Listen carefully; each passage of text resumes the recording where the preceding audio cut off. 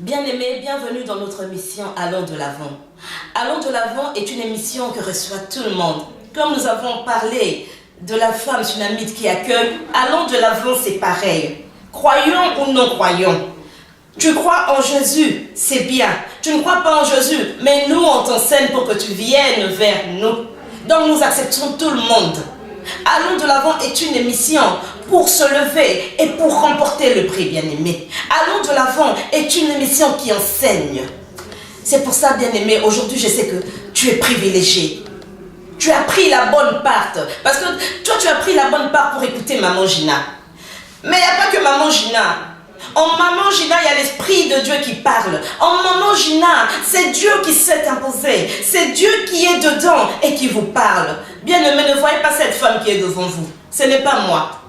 Mais c'est Dieu, l'Esprit de Dieu, qui m'aide à vous enseigner. L'Esprit de Dieu qui m'aide à vous parler de la gloire. Bien-aimés, quand vous voyez cette émission, je veux que, où vous soyez bien-aimés, que vous ayez une paix intérieure, que vous soyez sauvés. Lui, il pense les plaies. Aujourd'hui, tu regardes Allons de l'Avant. Là où tu es déjà béni. Là où tu es, tu reçois les bénédictions. Là où tu as la joie en Christ. C'est pour ça, bien-aimés. Aujourd'hui, nous allons vous parler d'une femme. Je crois que nous avons déjà cité le nom. Léa Mambou. Cette servante de Dieu qui a Cholet. Cette servante de Dieu qui a pensé aux femmes. Qui a fait cette conférence. La femme qui fait la différence. Bien-aimée, elle est comme toi et moi. Léa n'est pas spéciale. Elle est comme toi et moi. Mais elle a choisi d'œuvrer pour l'éternel. Elle a pris sa finance. Elle a dit, Seigneur, je veux faire une conférence. Une conférence pour que les femmes s'expriment. Mais aujourd'hui, je te demande, quelle initiative que toi, tu as pris pour le Seigneur? Maman Léa, elle a décidé de réunir des femmes de Cholet, les femmes d'Orène, les femmes d'Angers, pour parler de la parole. Bien-aimé, c'est ce que Dieu nous demande. C'est comme ça qu'on arrache les bénédictions. Quand tu as une idée, ne regarde pas la finance, mais mets ta confiance en Christ. Dis, Seigneur, c'est ton travail. La Bible dit que sa main n'est pas trop courte pour sauver. Ta base, ce n'est pas toi. Ta base, c'est l'Éternel. Mais lui, il dit, dis seulement une parole. Dis seulement une parole pour ton projet. Dis seulement une parole pour ta vision. Appelle ton Dieu. Appelle ton Dieu. Ne va jamais seul. Celui qui garde seul, garde en vain. Mais bien aimé, notre sœur a eu cette intelligence. Parce qu'on dit que notre Dieu est un Dieu intelligent. C'est un Dieu omniscient. Toute intelligence l'appartient. Où s'arrête notre intelligence? C'est là commence son intelligence. Avant même que toi tu sois né, dans le livre de Jérémie, on nous dit que lui, il te connaissait dans le ventre de ta mère, bien-aimée. Quel secret que tu as encore vis-à-vis de ce Dieu-là. Mais cette femme, elle a pris sa finance. Cette servante de Dieu, elle a pensé, elle a réuni et elle a fait cette conférence. Alléluia. Et dans cette conférence, nous avons vu qu'il y a des femmes qui ont témoigné, des femmes qui œuvrent, des femmes dans des associations. Et toutes religions confondues, bien-aimées. La gloire de Dieu, la tolérance. La tolérance, bien-aimée. Elle n'a pas regardé tu es catholique. Elle n'a pas regardé tu es kimbangiste. Elle a dit simplement tu es une femme et tu viens et tu assistes. La force de l'union. Et c'est pour ça que nous avons fait cette conférence. Et c'est pour ça que le dimanche nous avons été au culte. Et c'est pour ça qu'ensemble nous allons encore parler avec cette femme qui a choisi, cette femme qui a décidé et cette femme qui a pris l'initiative, bien-aimée. Soyons des femmes qui prennent des initiatives, bien-aimées. Si toi tu te lèves, Dieu attend simplement que toi tu te lèves. Si toi tu te lèves, lui aussi se lève avec toi, bien-aimé. Tu vas dire, mais Seigneur, tu connais mes intentions. Mais Seigneur, toi tu sais ce que je veux. Mais lui te dit, maman Gina, lève-toi et je me lèverai avec toi. Pour que ton projet avance, pour que nous puissions aller de l'avant, bien-aimés. L'apôtre Paul qui nous dit, ce qui était derrière, nous avons laissé. Aujourd'hui, nous ne regardons pas ce qui est derrière. Mais aujourd'hui, nous regardons simplement ce qui est en avant. Ensemble, allons de l'avant. Les mamans, les femmes, Les mamans qui doivent se lever dans les églises, les mamans qui doivent se lever dans le réunion des mamans de l'église. Parfois nous voyons dans le réunion des mamans, il n'y a personne, il n'y a pas de femmes. Où sont les femmes? Jésus a dit, femmes, ne pleurez pas pour moi, mais pleurez pour vous, pleurez pour vos familles, pleurez pour vos enfants. Jésus a ordonné aux femmes de se lever. Il a dit, c'est pas la peine de rester dans les sentiments, mais lève-toi, parce que moi je suis vivant. Il est vivant en nous. Il est le Dieu de femmes. Bien-aimés, prendre des initiatives dans le service de Dieu, prendre des initiatives dans l'appel de Dieu, prendre des initiatives au sein de sa famille. Aujourd'hui, nous voyons, il y a beaucoup de femmes qui ont des problèmes. Les femmes ayant l'habitude de prendre des initiatives. Dans beaucoup de couples aujourd'hui, on voit, on attend que l'homme.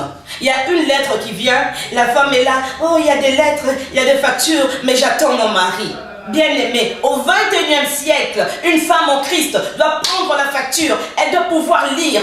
Et quand son mari vient, elle donne simplement le contenu, le rapport. Et ensemble, avec l'homme, ils prennent la décision. Bien-aimé, aujourd'hui, les femmes ne prennent plus des initiatives. Après, on accuse que les hommes veulent tout faire. Dans d'autres foyers, les hommes font parce que les femmes ne font rien. Parce que les femmes sont assises. Maman, nous sommes ici en France, il y a des écoles. Si je ne sais pas lire en Christ, je lirai. Si je ne sais pas parler français, en Christ, je parlerai français. La Bible dit, rien n'est impossible à celui qui croit. Je suis une femme en Christ. Je veux prendre des initiatives dans mon couple. Je veux faire des devoirs pour mes enfants. Bien-aimés, si je n'ai pas été à l'école, j'irai dans les cours du soir, bien-aimés. Je veux vous dire un secret aujourd'hui. Maman Gina a eu son bac il y a 3 ans de cela. À 40 ans, je suis retournée à l'école avec les enfants de 17 ans, avec les enfants de 18 ans. Bien-aimé, j'ai eu mon bac à plus de 40 ans.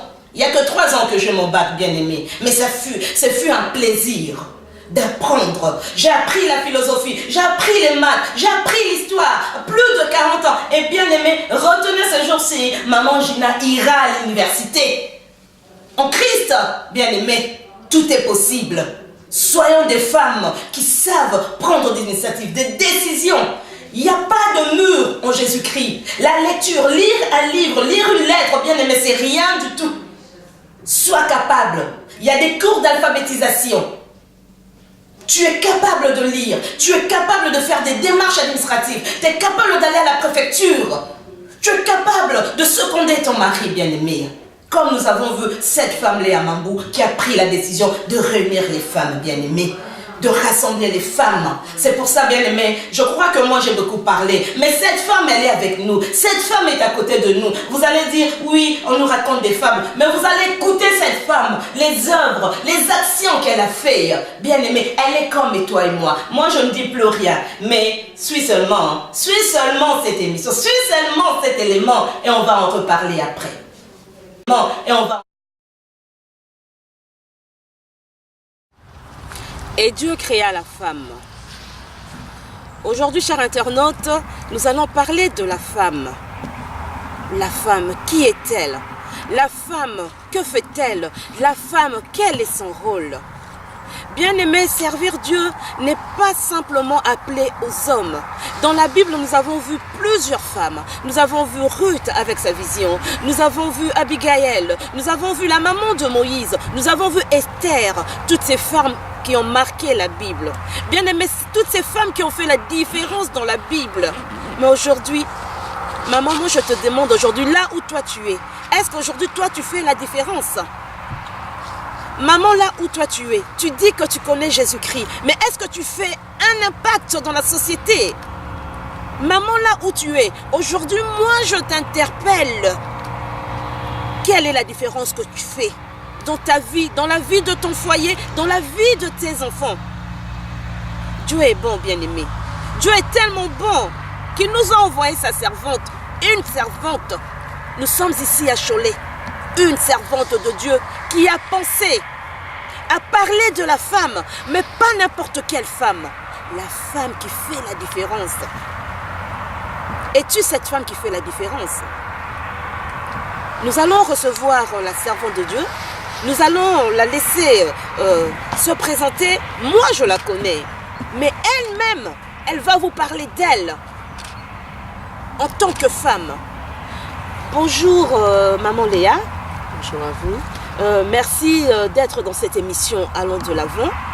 Et nous voulons aujourd'hui savoir, vous avez parlé de la femme qui fait la différence. Vous avez fait une conférence sur la femme qui fait la différence. Mais avant cela, nous devons d'abord savoir qui est Maman Léa. Merci à vous. Bonjour à tous. Bonjour à toutes les femmes. Je suis la servante de Dieu Léa Mambou. Je suis mariée, mère de 6 enfants et je suis également conférencière et missionnaire. Voilà ce que je fais, ce que je suis en quelques mots. Maman, elle est servante de Dieu. Elle-même, elle a 6 enfants. Elle-même, elle est missionnaire. Ah, maman, toute cette femme, donc tout ça pour une seule femme. Mais toi, où tu es, maman? Regarde. Elle s'est levée, elle sert Dieu. Mais là, nous sommes qu'au début de l'émission. Parce qu'aujourd'hui, la servante de Dieu est là. On va d'abord s'intéresser à ce qu'elle fait. La conférence de la femme qui fait la différence. Maman Léa, pourquoi ce thème? La femme qui fait la différence. Merci à vous. Lorsque nous parlons d'une femme qui fait la différence, ça veut dire qu'il y a une femme. La différence, c'est tout simplement ne pas faire comme les autres, ne pas être comme les autres. Et les femmes qui font la différence, nous parlons de la femme chrétienne. Vous nous avez cité Esther, vous nous avez cité plusieurs femmes telles que Abigail. Ce sont des femmes qui ont marqué leur époque par un comportement, par des attitudes, par la révélation.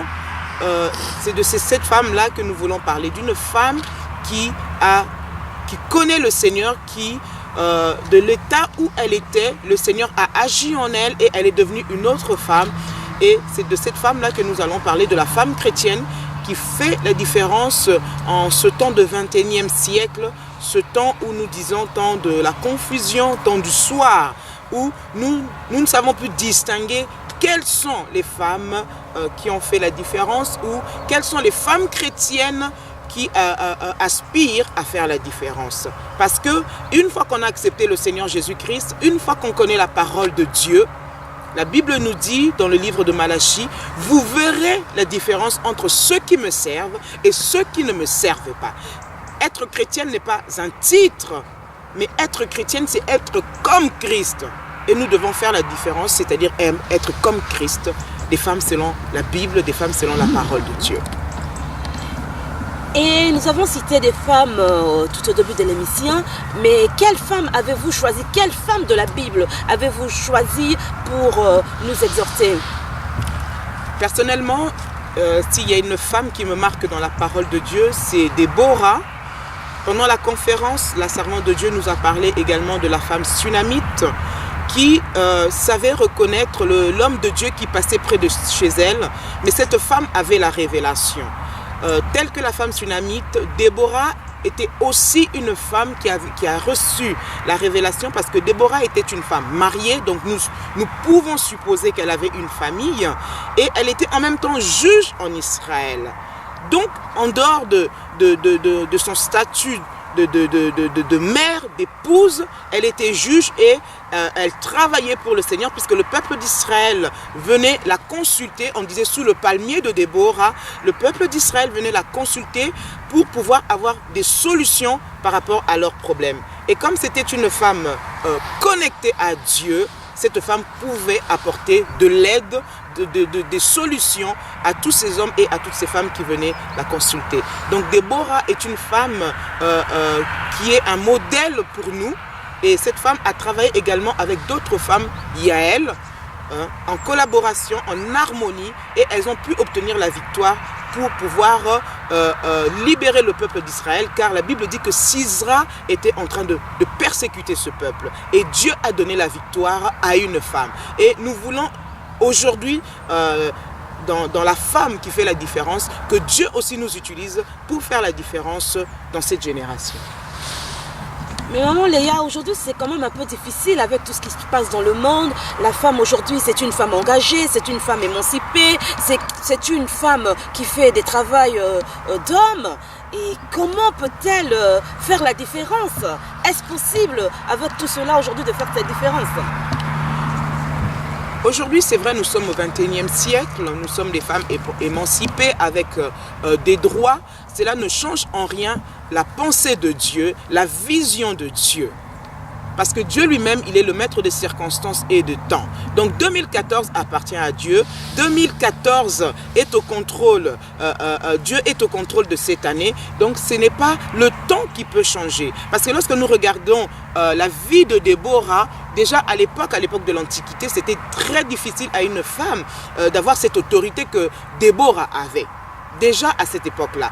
Aujourd'hui, vous parlez de la femme qui est émancipée. À combien plus forte raison, c'était encore plus difficile pour Déborah. Mais elle a été cette femme qui a fait la différence à cause de l'œuvre du Saint-Esprit, à cause de l'Esprit de l'Éternel qui était sur elle.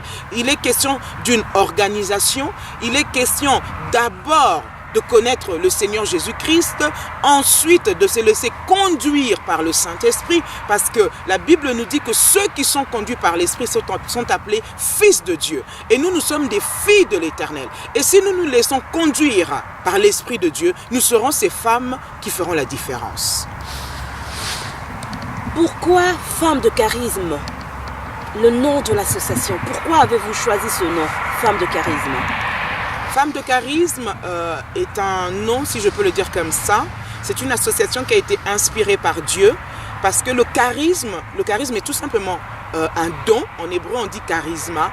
C'est un don que Dieu a donné, c'est un don que Dieu a manifesté, parce que la Bible dit que Dieu a fait des dons aux hommes.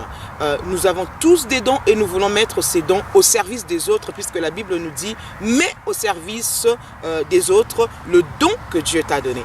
Et lorsque nous mettons ce don au service des autres, c'est alors que le royaume peut aller de l'avant, c'est alors que l'œuvre de Dieu peut aller de l'avant, d'où votre émission « Allons de l'avant ». Donc, c'est pourquoi nous l'avons appelée Femme de charisme, parce que ça a été inspiré de Dieu. Dieu veut que le charisme, les dons que Dieu a déposés en nous puissent éclore, puissent se manifester pour sa gloire, pour justement faire la différence. Et c'est le Saint-Esprit qui nous donne ce charisme, ce don. Les femmes qui nous regardent, pensez à appeler papa à côté, hein, parce que ce n'est pas simplement pour les femmes. Hein. En tout cas, les papas aussi doivent écouter. Parce qu'ils doivent savoir qu'ils ont des femmes de valeur, des femmes qui font la différence à leur côté. Maman Léa vient de dire « Allons de l'avant ». Elle a cité le nom de l'émission. Ce n'est pas pour rien. Même en Jésus-Christ. Allons de l'avant, bien-aimés. Maman Léa, là on a parlé du nom. Mais quelles sont les activités de cette association? Merci à vous. Premièrement, la première des choses, c'est d'abord l'étude biblique. Parce que nous ne pouvons pas être des femmes qui font la différence si nous ne connaissons pas la parole de Dieu. Si nous n'avons pas cette intimité avec le Seigneur. La première activité des femmes de charisme, c'est d'abord la parole de Dieu. Il faut que nous puissions revenir à la parole de Dieu.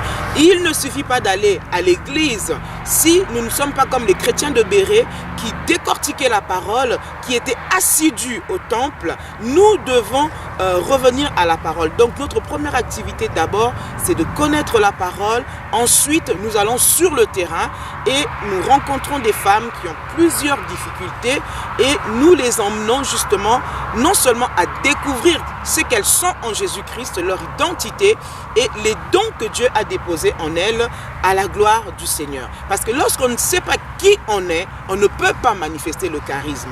Et le charisme, ça se travaille. Pas pour s'enorgueillir, mais pour rendre gloire à l'Éternel. Pour marquer, puisque le charisme, c'est pour diriger, pour guider que nous le faisons. Donc voilà. Et la conférence, elle a été conduite par une servante de Dieu, dont on va en parler tout à l'heure, la servante de Dieu, et les grandes lignes de la conférence. Que s'est-il passé dans cette conférence? Merci à vous.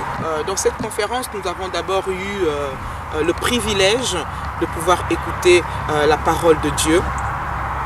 C'est une femme que nous avons reçue, une femme qui est vraiment inspirée par inspirés et conduits par l'Esprit du Seigneur. Donc d'abord c'était la parole de Dieu comme j'ai dit. Ensuite nous avons présenté d'autres femmes qui font des œuvres, si je peux le dire comme ça. Nous avons présenté l'association Les Amis d'Afrique et d'ailleurs, qui ont une association qui aide également les femmes en difficulté. Nous avons présenté d'autres femmes qui s'occupent des veuves. Voilà, donc c'est d'abord la parole et puis tous les œuvres que les femmes peuvent accomplir dans ces temps que nous vivons. Et aujourd'hui, nous parlons de femmes dans le 21e siècle. Mais vous-même, maman Léa, en tant que servante de Dieu, comment vous vous organisez avec toutes ces tâches-là? Est-ce que vous faites cette différence? Je ne peux pas me jeter des fleurs, si on peut le dire comme ça. Mais ma foi et ma confiance, c'est le Saint-Esprit qui me challenge, qui me le donne. Lorsque nous regardons dans la Bible, il y avait des femmes mariées. Et comme je dis tout à l'heure, qui dit mariée dit aussi une famille d'ordre. Et lorsque Dieu nous appelle, Dieu nous équipe, Dieu nous forme à son service pour ministrer. Donc moi, en tant que femme, en tant qu'épouse, en tant que mère, je suis également une femme qui travaille. Je m'organise en fonction non seulement de ma famille, puisque j'ai des engagements envers mon mari et mes enfants, et je m'organise aussi par rapport à mon travail et je m'organise aussi par rapport à l'œuvre de Dieu. Donc il faut absolument que la femme arrive à s'organiser. Je pense que Dieu nous donne la sagesse, parce que la Bible dit que la femme sage bâtit sa maison. Et il y a la sagesse du monde, la Bible nous parle, et il y a la sagesse de Dieu. Lorsque nous avons la sagesse de Dieu, nous pouvons œuvrer pour le Seigneur. C'est alors que nous allons faire la différence. Nous avons vu dans cette conférence, il n'y avait pas que des évangéliques, il y avait des catholiques, il y avait un mélange, il y avait plusieurs nationalités. Pour vous, qu'est-ce que cela représente, qu'il y ait tout ce mélange? Je pense que la femme qui fait la différence, cette femme de charisme, est une femme qui sait partager. Il ne faut pas que la femme qui fait la différence s'arrête aux dénominations, si je peux le dire comme ça. Parce que lorsque nous serons dans la présence du Seigneur, Dieu ne nous demandera pas « étais-tu évangélique, étais-tu catholique, étais-tu ceci ?» Non, Dieu nous demandera si nous avons fait ce qu'il voulait que nous puissions faire. Et aujourd'hui, la femme qui fait la différence sait aussi approcher des femmes telles que des femmes catholiques, des femmes protestantes, des femmes évangéliques ou des femmes tout simplement qui n'ont aucune dénomination et qui ne connaissent pas le Seigneur. Elle va vers toutes les femmes parce que Jésus-Christ allait vers tout le monde. Jésus-Christ a touché plusieurs sortes de femmes et la femme de charisme va vers des femmes ordinaires telles que le Seigneur l'a fait. Le Seigneur a touché Marie de Magdala, le Seigneur a touché des femmes de distinction, le Seigneur a touché des femmes qui étaient malades, la femme à la perte de sang, le Seigneur a touché des femmes de mauvaise vie, des femmes qui étaient aussi très élevées dans leur statut social. Donc aujourd'hui, c'est tout à fait normal que lorsqu'il y a des conférences que nous avons fait, que toutes les femmes qui croient au Seigneur Jésus-Christ puissent être interpellées. Les mamans, vous nous suivez, je crois aussi que les papas sont à côté. Vous avez entendu, nous parlons de la femme qui fait la différence.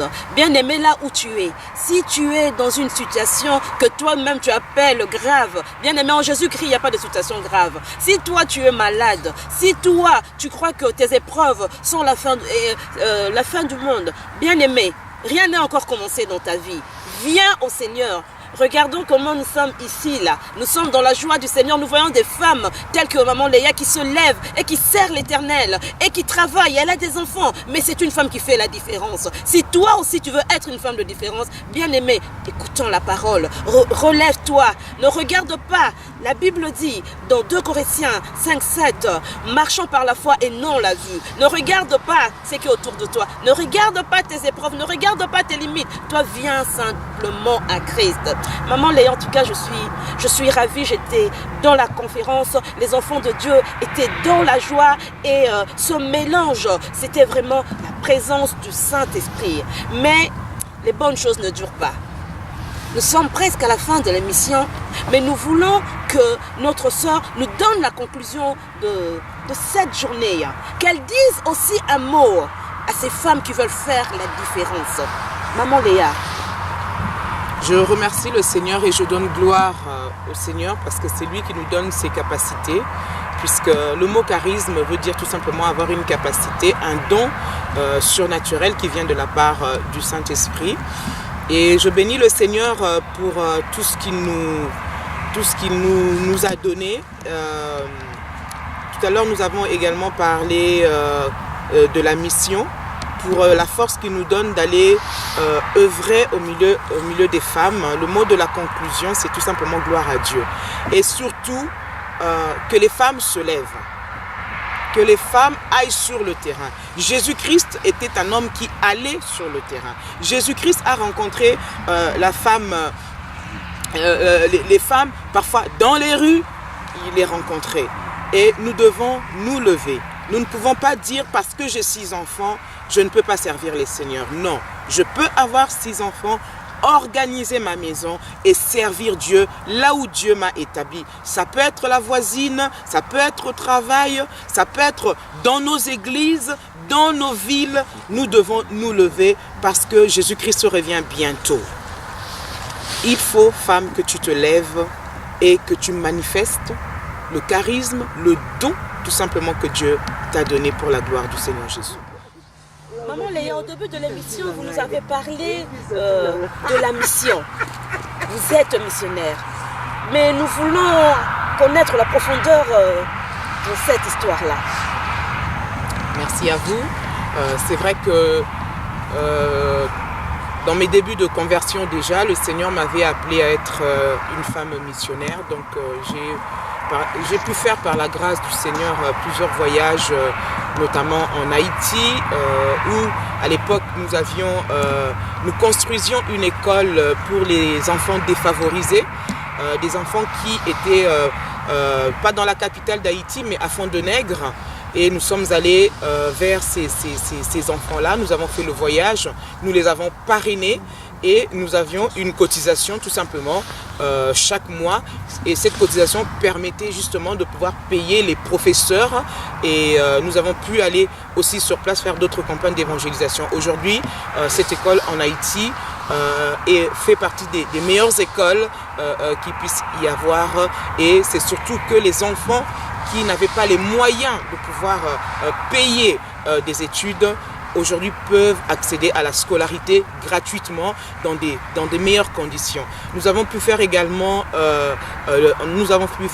la Martinique, nous avons fait également Madagascar où nous avons pu voir des femmes qui étaient en prison et nous avons pu prier avec ces femmes-là et aujourd'hui nous bénissons Dieu parce que lorsqu'on m'a dit que toutes ces femmes étaient libérées, j'ai rendu gloire au Seigneur. J'ai pu aussi aller dans des orphelinats puisque y a pas mal des enfants qui sont aussi abandonnés, livrés à eux-mêmes. Pouvoir prier avec ces enfants-là, leur dire tout simplement que je t'aime est important pour des enfants qui n'ont pas connu ces paroles-là. Donc, nous avons fait plusieurs pays comme ça où le Seigneur nous a utilisés en tant que des femmes ordinaires tout simplement pour faire des choses extraordinaires à cause du charisme, tout simplement des dons de ce que Dieu nous a donné pour la mission. Est-ce que vous croyez que quelle œuvre que vous avez fait ici en France, est-ce que vous avez touché certaines femmes? Et qui sont ces femmes? En France, ici, nous avons particulièrement travaillé. À l'époque, j'étais dans une association où nous travaillions avec des femmes ordinaires, mais qui faisaient des choses extraordinaires. Nous allons sur le terrain et nous allons vers les femmes prostituées. Et vers ces femmes prostituées, nous nous organisons entre femmes. Tout à l'heure, je vous ai parlé de l'organisation. Nous cotisions l'argent que nous avions, le peu que nous avions. Nous achetions du café, du thé, nous faisions à manger, du riz. Et nous allions vers ces femmes prostituées. Nous leur servons le repas et ensuite nous leur parlons de l'évangile de Jésus-Christ puisque l'évangile est la bonne nouvelle. Nous profitions en même temps pendant que nous parlions aux femmes prostituées, pendant que nous prions aux femmes prostituées, nous parlons du Seigneur également aux clients aux hommes qui viennent voir ces femmes prostituées, nous leur prêchons également l'évangile de Jésus-Christ. Et ces femmes-là ont donné leur vie à Jésus-Christ et nous avons ramené certaines femmes à l'église pour qu'elles puissent justement grandir, être affermies. Donc ici en France, je me suis plus occupé des femmes prostituées quand nous étions dans la région parisienne. Nous avons parlé que des femmes, mais là vous venez de citer les clients. Les clients c'était des hommes. Dans ce cadre-là, que pouvez-vous dire un mot sur l'homme de la femme qui fait la différence? C'est vrai que je ne suis pas un homme, je suis qu'une femme et je bénis les hommes, les frères qui nous regardent dans cette émission. C'est une grâce d'avoir une femme qui fait la différence parce que une femme qui fait la différence a la vision de Dieu, je peux le dire aussi la vision de l'aigle, c'est-à-dire elle voit loin. Nous sommes là pour être une aide pour les hommes. Cette association Femmes des Charismes n'est pas une église, bien que j'ai une église où je travaille également avec les femmes. Nous sommes là pour aider les hommes tels que les femmes ont aidé Jésus-Christ dans son ministère. Donc, je bénis les hommes aussi qui nous soutiennent. Nous profitions pendant ce temps où nous évangélisons les femmes prostituées, tout simplement de libérer l'évangile. Ce n'est pas parce que nous sommes des femmes que nous ne pouvons pas parler de l'évangile aux hommes. Vous savez, lorsque une personne est en train de se noyer, cette personne, lorsque vous venez l'aider, ne va pas regarder si c'est la main d'une femme ou si c'est la main d'un homme qui va l'aider. Il va juste prendre la main parce qu'il a besoin d'être sauvé. Et donc nous aussi, c'est ce que nous faisons, c'est simplement tendre la main à tous ces hommes-là. Maman Léa, est-ce que vous croyez qu'une femme violée du Kivu, de l'Est du Congo, une femme violée, telle qu'on nous montre, massacrée, sexuellement abîmée, cette femme est capable de faire la différence malgré cette destruction?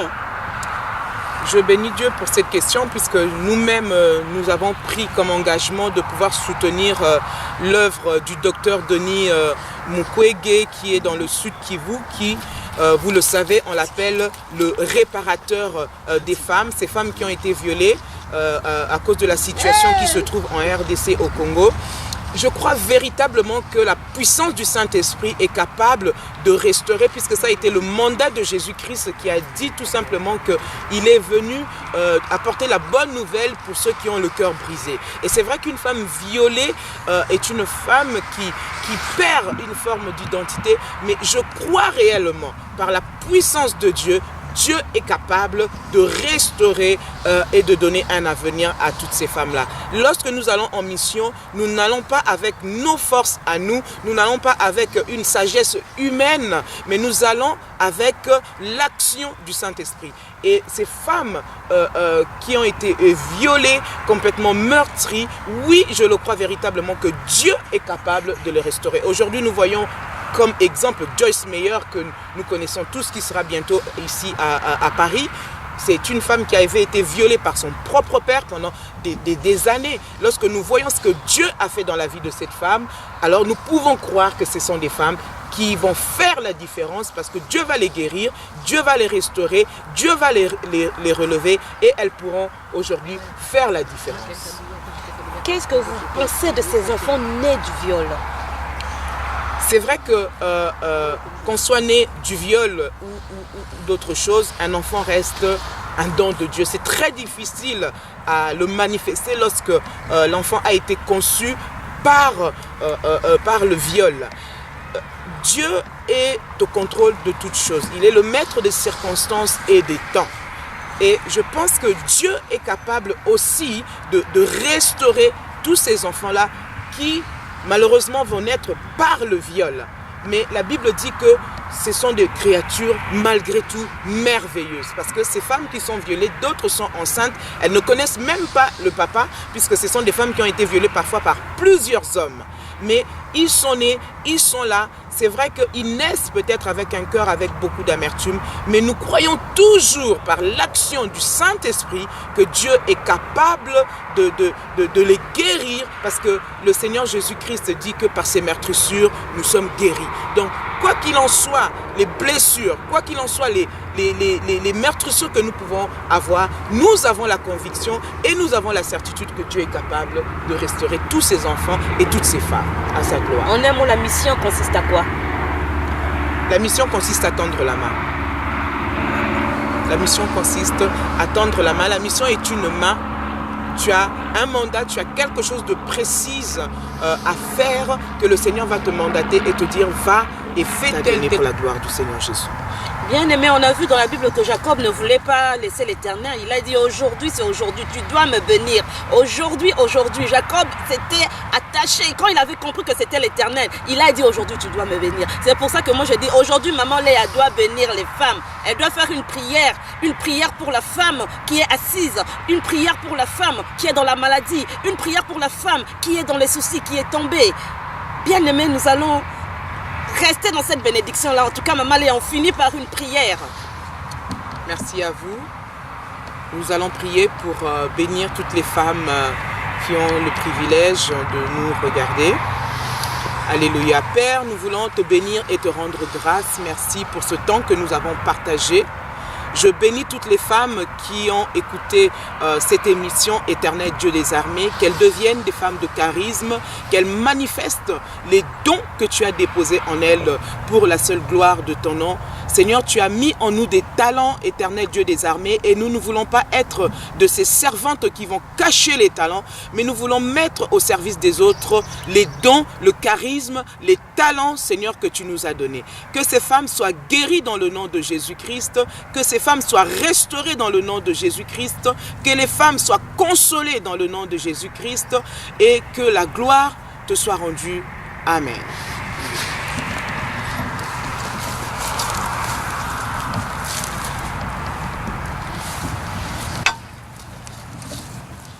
Nous avons suivi maman Léa qui nous a parlé de ses actions. Elle nous a parlé des associations, elle nous a parlé des femmes bien-aimées. Moi, j'ai bien aimé quand elle a parlé de ces femmes prostituées. Bien-aimées, nous sommes des femmes, c'est vrai, nous sommes en Christ. Mais souvent, le chrétien regarde celui qui n'est pas chrétien comme une fleur pourrie. Bien-aimé, c'est pas ça que Jésus a dit. Il n'est pas venu pour le juste simplement. Il est venu pour tout le monde. Il est venu pour la femme prostituée. Souvenez-vous bien de la femme samaritaine. Jésus, quand il a rencontré la femme samaritaine, il ne l'a pas jugée, mais simplement, il lui a donné l'eau de la vie. La source intarissable. Il a dit qu'il était la source de vie. Cette eau que cette femme a bu, et elle n'a plus jamais eu soif. Mais c'était une femme qui avait plusieurs hommes bien-aimés. Tel que nous avons vu, maman Léa, elle a été auprès de prostituées. Faisons des actions. En Christ le vent, nous faisons des actions.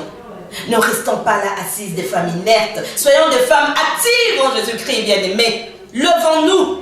Rentrons dans des milieux, dans des hôpitaux, dans des prisons. Allons évangéliser, bien-aimés. Les gens de la rue, les SDF. Comme on dit entre guillemets les clochards, bien-aimés. Évangélisons tout le monde. Sans injustice, sans a priori, bien-aimés. En tout cas, je sais que la parole que nous avons écoutée, les conseils que nous avons donnés, je sais que là où tu es transformé. Mais ne t'arrête pas là, il y a encore une autre émission. Aujourd'hui, je dis simplement de gros bisous aux femmes. Des gros bisous aux femmes bien-aimées en Christ. Nous sommes ensemble. Amen.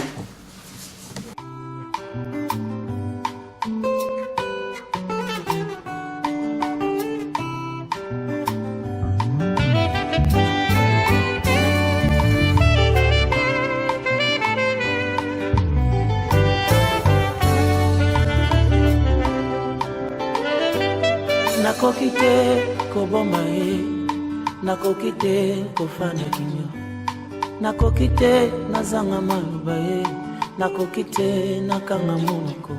Bolamu ya Nzambe eleki bomoi nga, nakoki te koboma ye, awe mpona bolamu oyo osali ye.